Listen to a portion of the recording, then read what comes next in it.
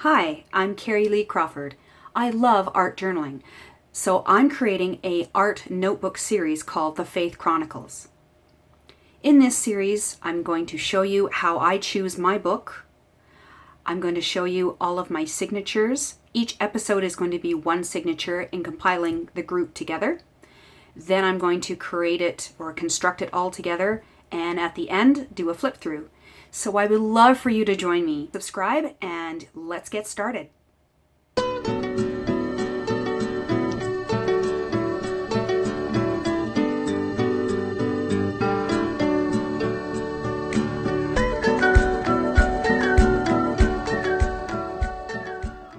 All right, so here we go.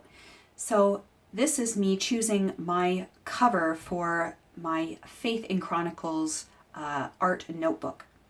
So there are three things that I look for. The first thing I look for is the size.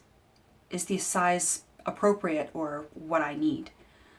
Number two, I'm looking for how does it feel in my hands?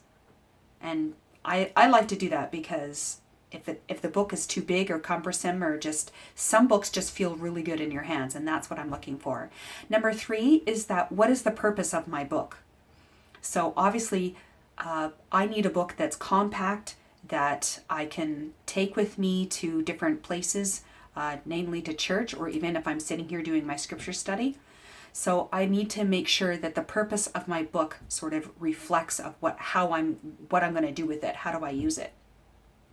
So the first one here that I have, I really love this book. I actually bought this book because I loved the way it felt in my hands.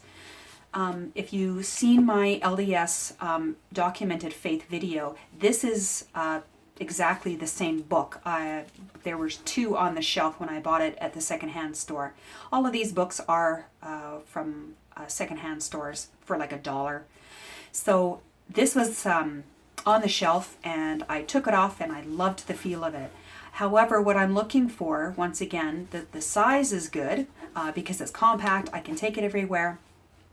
But what I'm also looking for with this particular project is that I want to make sure that I have room enough, or that my spine has room enough to have a lot of signatures, because I really want to use this book to its full advantage. This one I couldn't fit a lot of signatures in. It's really great. It's compact. It's for what I need, but what I want is something that has a lot of signatures that I can put in and use. So this I've chosen not to use that. This second book, I really like it. Once again, it's compact. I love the cover. I haven't taken out any of the pages yet, but it's, once again, I prefer something a little bit wider. I don't know if I could even do something to the cover because it's so beautiful and I wouldn't want to cover it up. That's not the point. But it's not doing anything for me. And what I'm thinking of how I want to have this art notebook to be, this isn't really doing anything for me. So I'm going to set that aside. Here's another book. I've already taken out the pages. So it's compact enough, it's small enough, it's not too big. What I really like about it is that, yes, it's wide and I could fit a lot of signatures in it. However, it's really narrow, and I want it to be a little bit wider so that I can really use it to my full advantage. So for this project, this one is going to be a no. This one is amazing. This is an old encyclopedia that I found a long time ago. It was falling apart, the pages were ripping out, so I decided to rescue it, and the space enough for it, I would have a lot of signatures I could do a lot of signatures in this book. It's okay if it's kind of ripped at the side, but that's okay because I can do something that I can cover that up. However, it's not very compact and I can't really take it with me because it's so enormous.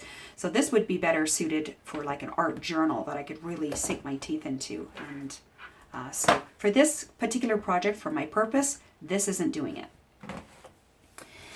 So with my other projects and my other books that I've bought, I've chosen this one.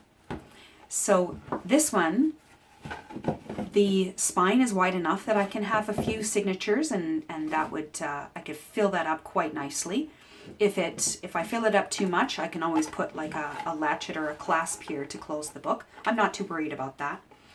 I like it because it's a little bit wider, especially than my black one. So if I put my black one sort of side to side here and measure it, see, and I get a lot more. I almost get like almost an inch and a half more. And that's what I want.